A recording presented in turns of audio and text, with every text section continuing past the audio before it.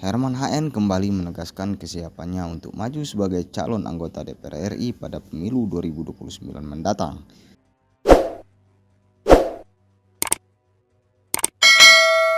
Pernyataan itu disampaikan usai menerima surat keputusan dari DPP Partai Nasdem sebagai Ketua DPW Nasdem Lampung periode 2024 hingga 2029.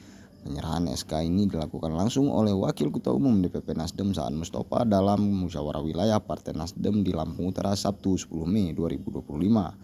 Dalam sambutannya, Herman HN tak hanya berbicara soal konsolidasi dan program kerja partai. Ia juga menegaskan targetnya untuk memperkuat posisi Nasdem di Parlemen Nasional. Sebagai mantan wali kota Bandar Lampung 2 periode, Herman juga mendorong seluruh pengurus di tingkat daerah agar lebih aktif dan solid dalam membesarkan partai. Menurut dia, target jelas pada 2029 Nasdem harus menjadi partai nomor 1 di Lampung. Herman,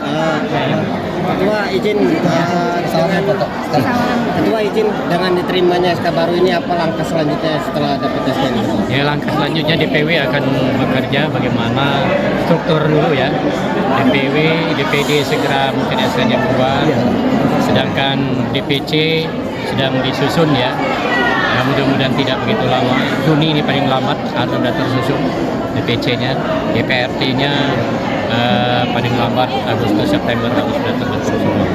Jadi kita bisa turun terus, konsolidasi terus, dan kan kita ke depan akan lebih banyak lagi turun ke kabupaten kotanya, ya, mengadakan rapat-rapat, ya minimal 4 kali dalam setahun itu kita akan rapat per kabupaten kotanya. Oke, kita menargetkan 4 untuk DPR RI ya, Pak ya. Ya 3 lah. Ada yang 4. Yang fokus karena kita saya nyalon nanti di Dapil 2. Oke. Saya kan nyalon Dapil 2. Siapa yang mau nyalon? Bang, jadinya 3 kali. Jadinya Bang, tiga. jadinya 3 kali. Ya. Kan tidak ada yang mungkin dalam politik. Betul.